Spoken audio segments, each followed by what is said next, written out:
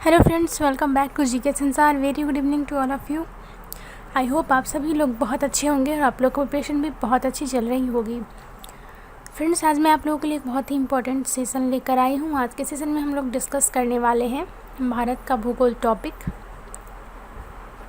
आज हम लोग इस सेशन में इस टॉपिक से जितने भी मिक्स्ड क्वेश्चंस होंगे वो डिस्कस करेंगे जो प्रीवियस एग्जाम में पूछे जा चुके हैं। तो सेशन बिल्कुल भी स्किप मत कीजिएगा, सारे के सारे क्वेश्चंस काफ़ी इंपॉर्टेंट हैं। सेशन पसंद आए तो सेशन को लाइक कीजिएगा, शेयर कीजिएगा और जो लोग नए जुड़े हैं वो सब्सक्राइब करना मत भूलिएगा। साथ में बेल आइकन भी प्रेस कर लीजिएगा ताकि जो भी लेटेस्ट अपडेट अपलोड हो चैनल पे उसका नोटिफिकेशन आपको मिलता रहे। तो चलिए अब शुरू करते हैं सेशन आज का।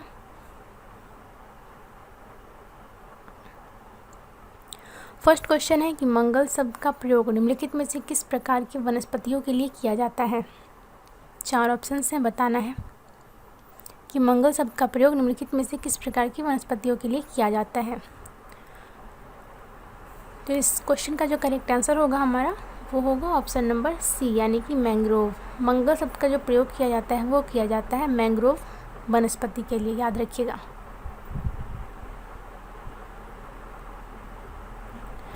भारत का जो एकमात्र सक्रिय ज्वालामुखी है निम्नलिखित में से किस स्थान पर स्थित है, ये बताना है। तो भारत का जो एकमात्र सक्रिय ज्वालामुखी है वो कहाँ स्थित है, वो स्थित है बेरन द्वीप में। ठीक है, ऑप्शन बी हमारा करेक्ट आंसर होगा। बेरन द्वीप में स्थित है भारत का एकमात्र सक्रिय ज्वालामुखी, और यह जो है यह अंडमान निकोबार द्वीप समूह में स्थित है। और यह जो ज्वालामुखी है यह दक्षिण एशिया का एकमात्र सक्रिय ज्वालामुखी है। ठीक है, याद रखिएगा।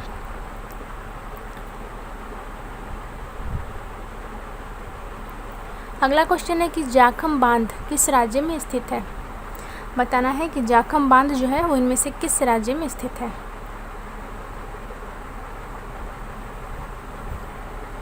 तो इसका जो करेक्ट आंसर होगा हमारा वो होगा ऑप्शन नंबर सी, यानी कि राजस्थान। जाखम बांध जो है वो राजस्थान के प्रतापगढ़ ज़िले में स्थित है। ठीक है, और यह जो बांध है वो जाखम नदी पर बनाया गया है। इसकी लंबाई कितनी है, इसकी लंबाई की अगर हम बात करें तो इसकी जो लंबाई है वो है 253 मीटर, यानी कि 253 मीटर। क्लियर है। जाखम बांध राजस्थान राज्य में है, राजस्थान के प्रतापगढ़ ज़िले में है। यह जाखम नदी पर बनाया गया है और इसकी जो लंबाई है, लेंथ है, वो है 253 मीटर। आई होप ये क्लियर हो गया होगा।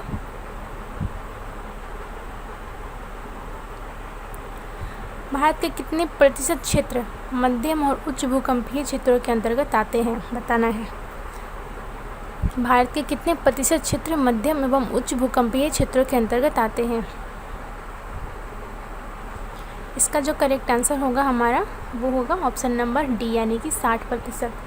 60% क्षेत्र जो भारत के हैं वो मध्यम तथा उच्च भूकंपीय क्षेत्र के अंतर्गत आते हैं।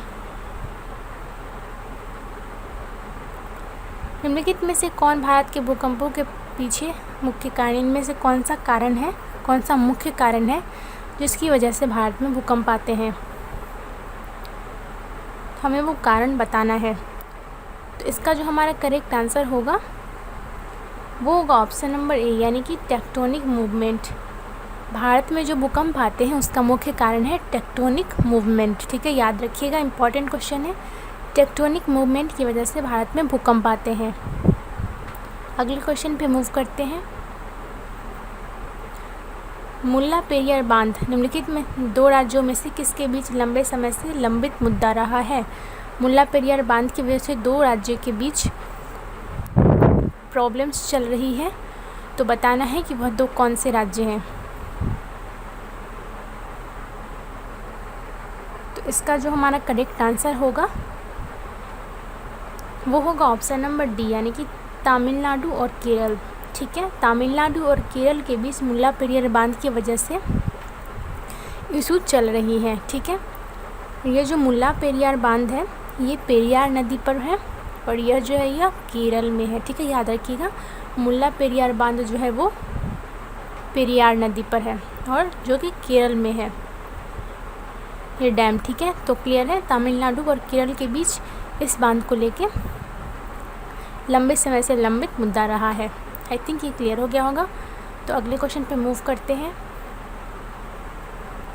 सतपुड़ा रेंज की सबसे ऊंची चोटी इनमें से कौन सी है, ये बताना है। सतपुड़ा रेंज की सबसे ऊंची चोटी कौन सी है, इनमें से ये बताना है। इसका जो हमारा करेक्ट आंसर होगा वो होगा ऑप्शन नंबर बी, यानी कि धूपगढ़। धूपगढ़ जो है वो सतपुड़ा रेंज की सबसे ऊंची चोटी का नाम है। ये क्वेश्चन भी एग्जाम में आ चुका है। इस सीजन में जितने सारे क्वेश्चन है वो सारे के सारे क्वेश्चन प्रीवियस ईयर एग्जाम में पूछे जा चुके हैं। आप लोग सीजन को बिल्कुल भी स्किप मत कीजिएगा। धूपगढ़ जो है वो सतपुड़ा रेंज की सबसे ऊंची चोटी है। अगले क्वेश्चन पे मूव करते हैं। भारत के उत्तर पश्चिमी भाग में सर्दियों के दौरान वर्षा निम्नलिखित होने का निम्नलिखित में से कौन सा कारण है। सर्दियों के दौरान भारत के उत्तर पश्चिमी भाग में जो वर्षा होती है तो उसका इनमें से क्या कारण है, ये बताना है। तो इस क्वेश्चन का जो हमारा करेक्ट आंसर होगा वो होगा ऑप्शन नंबर बी, यानी कि पश्चिमी विक्षोभ। भारत में जो उत्तर पश्चिमी भाग में सर्दियों के मौसम में वर्षा होती है उसका कारण है पश्चिमी विक्षोभ। याद रखिएगा, पश्चिमी विक्षोभ की वजह से होता है। अगले क्वेश्चन पे मूव करते हैं। मालवा का जो पठार है वो किस राज्य का इनमें से हिस्सा नहीं है, ये बताना है हमें। क्वेश्चन ध्यान से पढ़िएगा। पूछ रहा है कि किस राज्य का हिस्सा नहीं है इनमें से, वो हमें बताना है। मालवा पठार, इसका मैं करेक्ट आंसर बता देती हूँ। इसका जो करेक्ट आंसर है वो है ऑप्शन नंबर सी, यानी कि महाराष्ट्र। मालवा का जो पठार है वो महाराष्ट्र का हिस्सा नहीं है। यह जो पठार है यह राजस्थान, गुजरात तथा मध्य प्रदेश में फैला हुआ है। ठीक है, इसका क्षेत्रफल है 81,767 किलोमीटर स्क्वायर। ठीक है, याद रखिएगा। मालवा का पठार का जो क्षेत्रफल है कुल वो है 81,767 किलोमीटर स्क्वायर, और यह जो है ये राजस्थान, गुजरात तथा मध्य प्रदेश में फैला हुआ है।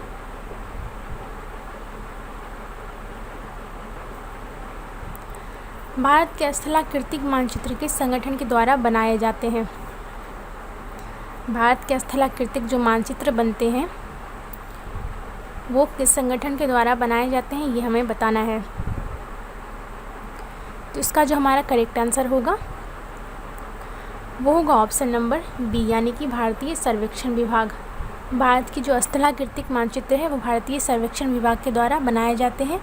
अब बात आती है भारतीय सर्वेक्षण विभाग के, तो इसकी स्थापना को भी वो हम लोग जान लेते हैं। इसकी स्थापना हुई 1767 ईस्वी में। याद रखिएगा, स्थलाकृतिक मानचित्र भारत की बनाई जाती है भारतीय सर्वेक्षण विभाग के द्वारा, और इसकी स्थापना हुई 1767 ईस्वी में। आई होप ये क्लियर हो गया होगा। अगले क्वेश्चन पे मूव करते हैं। भारत की पहली यूरेनियम खदान इनमें से किस स्थान पर स्थित है। यहाँ पे ध्यान से देखिए, पूछा गया है भारत की पहली यूरेनियम खदान इनमें से किस स्थान पर स्थित है, बताना है। तो इस क्वेश्चन का जो हमारा करेक्ट आंसर होगा वो होगा ऑप्शन नंबर ए, यानी कि जादूगोरा। भारत की जो पहली यूरेनियम खदान है वो जादूगोरा में स्थित है। अब हम लोग इसके बारे में थोड़ा और जान लें। यह जो है यह झारखंड राज्य के सिंहभूम जिले में स्थित है। ठीक है, याद रखिएगा, जादूगोरा जो है वो झारखंड राज्य के सिंहभूम जिले में स्थित है। बाकी ऑप्शंस के बारे में भी थोड़ा जान लें। तुमालापल्ले जो है ये भी एक यूरेनियम खदान ही है। यह कहाँ स्थित है, ये स्थित है आंध्र प्रदेश में। ठीक है, पिछली खदान जो है यह स्थित है बिहार में, और दलभूम खदान जो है वो भी झारखंड के सिंहभूम ज़िले में ही स्थित है। क्लियर है। जादूगोरा जो है वो भारत की पहली यूरेनियम खदान है जो स्थित है झारखंड के सिंहभूम ज़िले में। तुमालापल्ले जो यूरेनियम खदान वो स्थित है आंध्र प्रदेश में। पिछली खदान स्थित है बिहार में, और दलभूम जो खदान है यानी हमारा ऑप्शन नंबर डी वो स्थित है कहाँ, झारखंड के सिंहभूम में। तो इस जो क्वेश्चन का हमारा करेक्ट आंसर है वो है option number A. I hope ये क्लियर हो गया होगा। अगले क्वेश्चन पे मूव करते हैं। शरावती परियोजना किस राज्य में स्थित है। जिन्होंने हमारा जलप्रपात वाला सेशन देखा होगा वो इस क्वेश्चन का बहुत ही इजीली आंसर कर पाएंगे। शरावती एक परियोजना है, प्रोजेक्ट है, वो किस राज्य में स्थित है ये बताना है। तो इस क्वेश्चन का जो हमारा करेक्ट आंसर होगा वो होगा ऑप्शन नंबर बी, यानी कि कर्नाटक। ठीक है, शरावती जो परियोजना है वो कर्नाटक राज्य में स्थित है। ऑप्शन बी हमारा करेक्ट आंसर है। शरावती परियोजना जो है वह शरावती नदी पर बनाई गई है और इसी नदी पर यही नदी जो है शरावती नदी, यह जोग जलप्रपात का निर्माण करती है। ठीक है, शरावती परियोजना शरावती नदी पर बनाई गई है और यही नदी जो है यह जोग जलप्रपात का निर्माण करती है, जिसे हम लोग गिरसोप्पा जलप्रपात के नाम से भी जानते हैं। और यह जो है यह कर्नाटक राज्य में है। क्लियर है। अगले क्वेश्चन पे मूव करते हैं। अगला क्वेश्चन है कि पोलावरम परियोजना किस राज्य में स्थित है, इनमें से ये बताना है। पोलावरम परियोजना जो है इनमें से किस राज्य में स्थित है। इसका जो करेक्ट आंसर होगा हमारा वो होगा ऑप्शन नंबर सी, यानी कि आंध्र प्रदेश। पोलावरम परियोजना आंध्र प्रदेश राज्य में स्थित है। हम लोग इस परियोजना के बारे में थोड़ा जान लें तो ये जो परियोजना है यह एक बहुउद्देशीय परियोजना है। यह आंध्र प्रदेश के गोदावरी ज़िले में स्थित है। ठीक है, याद रखिएगा, यह आंध्र प्रदेश के गोदावरी ज़िले में स्थित है।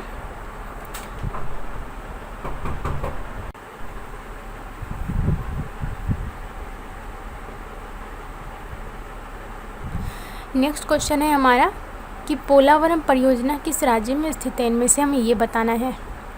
पोलावरम परियोजना, तो इसका जो हमारा करेक्ट आंसर होगा वो होगा ऑप्शन नंबर सी। ठीक है, option number C correct answer होगा, यानी कि आंध्र प्रदेश। पोलावरम परियोजना जो है वो आंध्र प्रदेश राज्य में स्थित है। यह जो परियोजना है यह एक बहुउद्देशीय परियोजना है। यह आंध्र प्रदेश के गोदावरी ज़िले में स्थित है। ठीक है, आंध्र प्रदेश के गोदावरी ज़िले में स्थित है। अब बात आती है कि किस नदी पर है, तो यह जो है वो गोदावरी नदी पर ही स्थित है। ठीक है, पोलावरम परियोजना आंध्र प्रदेश के गोदावरी ज़िले में है और गोदावरी नदी पर ही स्थित है। और इस परियोजना की जो विद्युत उत्पादन क्षमता है, इलेक्ट्रिसिटी प्रोड्यूस करने की जो क्षमता है इसकी, वो है 960 मेगावाट। ठीक है, ये 960 मेगावाट तक विद्युत उत्पादन करती है। आई होप ये क्लियर हो गया होगा। निम्नलिखित में से किस बंदरगाह को अरब सागर की रानी कहा जाता है, हमें ये बताना है।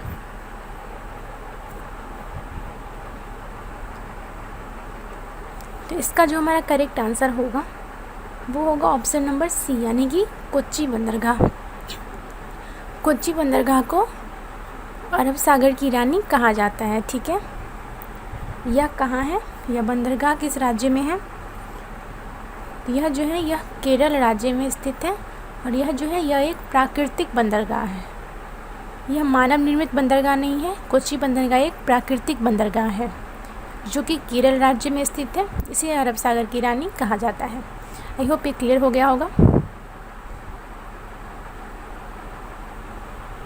नेक्स्ट क्वेश्चन है कि पौधे के विकास के लिए सर्वोत्तम मृदा इनमें से कौन सी होती है। पौधे के विकास के लिए इनमें से कौन सी मिट्टी जो है वो सबसे उत्तम मिट्टी होती है, बताना है। तो इसका जो हमारा करेक्ट आंसर होगा वो होगा ऑप्शन नंबर सी, यानी कि दोमट मिट्टी। ठीक है, पौधे के विकास के लिए सबसे जो उत्तम मिट्टी होती है वो होती है दोमट मिट्टी। अब क्यों होती है ये भी जान लेते हैं।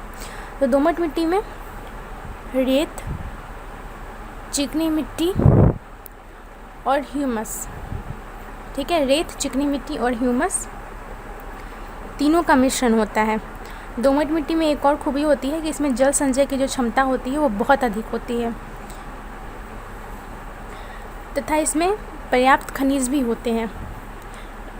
इस मिट्टी में जल संचय करने की क्षमता बहुत अधिक होती है और इसमें पर्याप्त खनिज भी होते हैं जो पौधे के विकास के लिए ज़रूरी होते हैं। इस वजह से यह जो है यह पौधे के विकास के लिए सबसे उत्तम मिट्टी मानी जाती है। आई होप ये क्लियर हो गया होगा। अगले क्वेश्चन पे मूव करते हैं।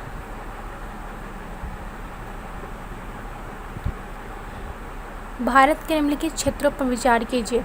उत्तर पूर्वी हिमालय, पश्चिमी घाट, पूर्वी घाट। यहाँ पे 3 क्षेत्र दिए गए हैं भारत के। इनमें से बताना है कि इनमें से किस क्षेत्र में उष्णकटिबंधीय वर्षावन पाए जाते हैं।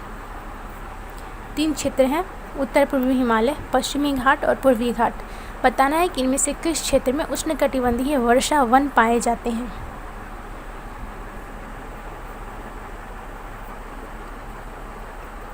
इसका जो हमारा करेक्ट आंसर होगा वो होगा ऑप्शन नंबर ए, यानी कि 1 और 2, उत्तर पूर्वी हिमालय और पश्चिमी घाट। बस इन्हीं दोनों क्षेत्रों में उष्णकटिबंधीय वर्षावन पाए जाते हैं। अब हम लोग जान लेते हैं कि उष्णकटिबंधीय वर्षावन पाए कहाँ जाते हैं। तो उष्णकटिबंधीय वर्षावन उन क्षेत्रों में पाए जाते हैं जहाँ पे जो वर्षा होती है वो बहुत भारी वर्षा होती है, बहुत अधिक वर्षा होती है। भारत की अगर बात करें तो भारत में अंडमान निकोबार द्वीप, उत्तर पूर्व भारत के राज्य, पश्चिमी घाट के कुछ हिस्से हम लोगों ने पढ़ा ही। इन सब क्षेत्रों में इस प्रकार के वन पाए जाते हैं। ठीक है, फिर से रिपीट कर देती हूँ। भारत की अगर बात करें तो भारत में अंडमान निकोबार द्वीप समूह, अंडमान निकोबार द्वीप, उत्तर पूर्वी भारत के कुछ राज्य तथा पश्चिमी घाट के कुछ हिस्सों में इस तरह के वन पाए जाते हैं। क्लियर है? अगले क्वेश्चन पे मूव करते हैं। अमरावती, अर्कावती, भवानी, चिन्नर, हेमावती, होनूहो तथा कावेरी इनमें से किसकी सहायक नदियां हैं? बताना है। अमरावती, अर्कावती, भवानी, चिन्नर, हेमावती, होनूहुल तथा काबिनी जो है वो इनमें से किसकी सहायक नदियां हैं?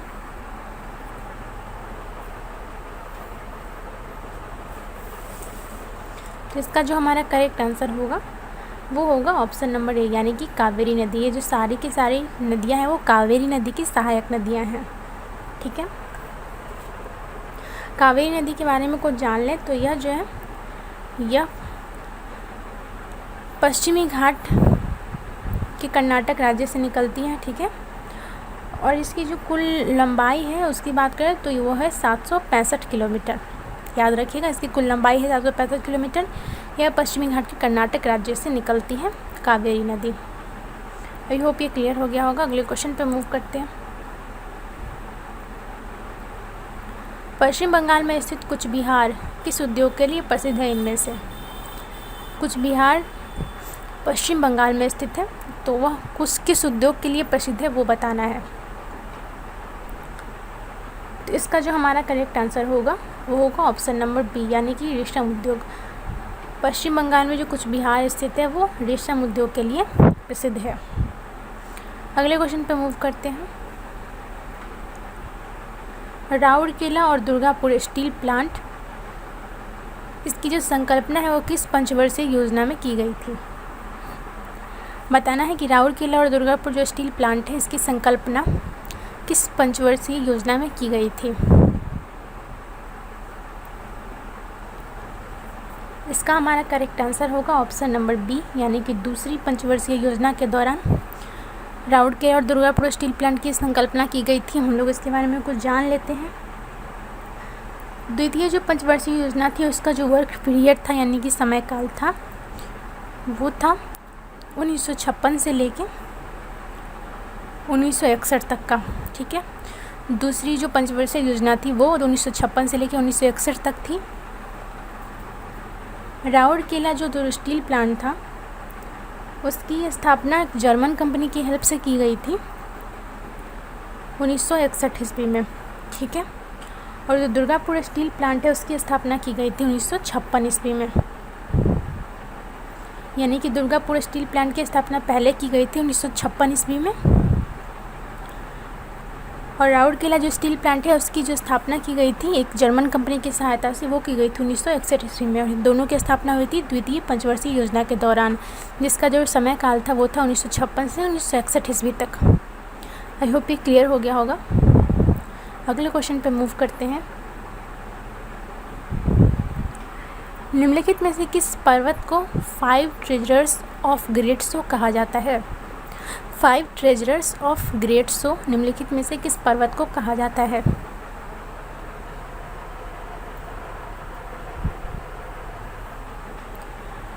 तो इसका जो करेक्ट आंसर होगा हमारा वो होगा ऑप्शन नंबर सी, यानी कि कंचनजंगा। कंचनजंगा को 5 ट्रेजर्स ऑफ ग्रेट्सो कहा जाता है। ठीक है, कंचनजंगा जो है विश्व का तीसरा सबसे ऊंचा पर्वत है। इसकी जो ऊंचाई है वह है 8,586 मीटर।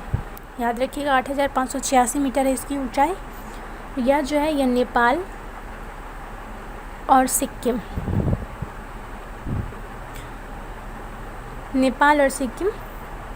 के बीच स्थित है। ठीक है, कंचनजंगा जो है वो विश्व की तीसरी सबसे ऊंची पर्वत है। इसकी ऊंचाई 8,586 मीटर। यह नेपाल और सिक्किम राज्य के बीच स्थित है और इसे 5 ट्रेजर्स ऑफ ग्रेट्सो कहते हैं।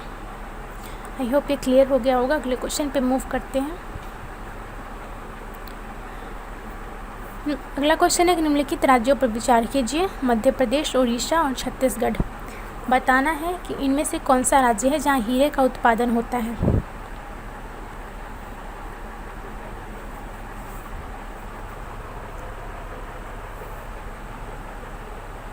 इसका जो हमारा करेक्ट आंसर होगा वो होगा ऑप्शन नंबर ए, यानी कि केवल एक। सिर्फ मध्य प्रदेश में हीरे का उत्पादन होता है। ठीक है, मध्य प्रदेश के बुंदर तथा पन्ना, ये 2 खदान है। बुंदर तथा पन्ना नामक 2 खदान हैं। ये जो दोनों खदान है हीरे के उत्पादन के लिए फेमस हैं। ठीक है, इन राज्यों में सिर्फ मध्य प्रदेश में हीरे का उत्पादन होता है और मध्य प्रदेश के बुंदर तथा पन्ना जो खदान है वो हीरे के उत्पादन के लिए फेमस है। आई होप ये क्लियर हो गया होगा। अगले क्वेश्चन पे मूव करते हैं।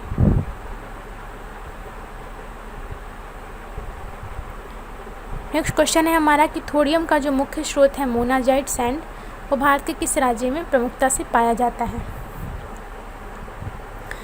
थोरियम का मुख्य स्रोत मोनाजाइट सैंड भारत के किस राज्य में प्रमुखता से पाया जाता है।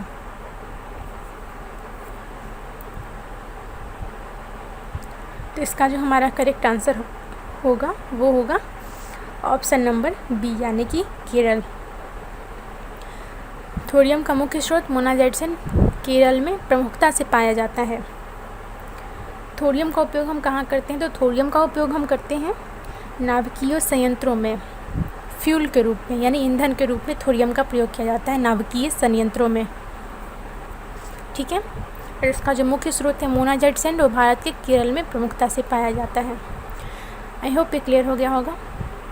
अगले क्वेश्चन पे मूव करते हैं। मालवा का जो पठार है मुख्य रूप से किन राज्यों में स्थित है, बताना है। हम लोगों ने इसके बारे में पढ़ा ही है प्रीवियस सेशन में नहीं, प्रीवियस क्वेश्चंस में पढ़ा है इसके बारे में। तो जिन्होंने उसका आंसर सुना होगा ध्यान से, तो इसका आंसर बहुत ही ईजिली कर पाएंगे।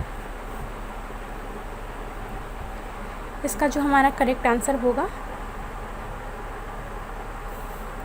वो होगा ऑप्शन नंबर ए, यानी कि मध्य प्रदेश, गुजरात और राजस्थान, इन तीनों राज्यों में फैला हुआ है मालवा का पठार। ठीक है, इसकी टोटल लंबाई की अगर बात करें कि यह कितने वर्ग किलोमीटर क्षेत्र में फैला हुआ है, यह 81,767 वर्ग किलोमीटर स्क्वायर में फैला हुआ है। याद रखिएगा 81,767 वर्ग किलोमीटर स्क्वायर में फैला हुआ है मध्य प्रदेश, गुजरात तथा राजस्थान राज्य में।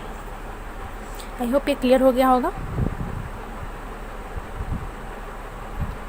अगला क्वेश्चन है निम्नलिखित में से कौन सा राष्ट्रीय मार्ग सिक्किम को शेष भारत से जोड़ता है, बताना है। कौन सा ऐसा राष्ट्रीय राजमार्ग है जो सिक्किम को बाकी भारत से जोड़ता है। तो इसका हमारा करेक्ट आंसर जो होगा वो होगा ऑप्शन नंबर ए, राष्ट्रीय राजमार्ग 31A, NH 31A। यह जो है यह सिक्किम को शेष भारत से जोड़ता है। याद रखिएगा राष्ट्रीय राजमार्ग 31A। अगले क्वेश्चन पे मूव करते हैं।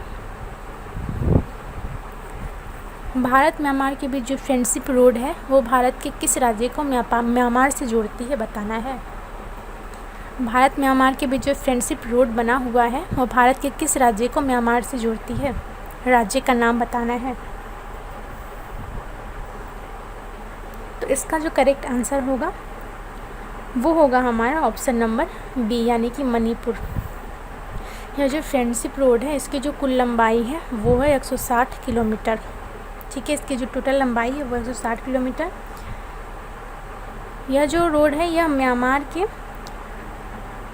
तपू कलेवा कलेमयो जगह है, उसको भारत के मणिपुर के मोरेह से जोड़ती है। ठीक है, मणिपुर के मोरेह से जोड़ती है यह रोड। क्लियर है?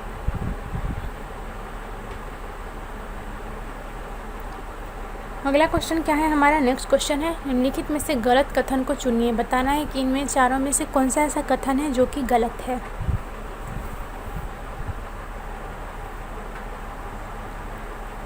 इस क्वेश्चन का जो हमारा करेक्ट आंसर होगा, यानी कि इन चारों में से जो गलत कथन है वो कौन सा है? वो है ऑप्शन नंबर डी, यानी कि चिनाब, चंद्र और व्यास नदियों के संगम से बनती है। ये स्टेटमेंट गलत है।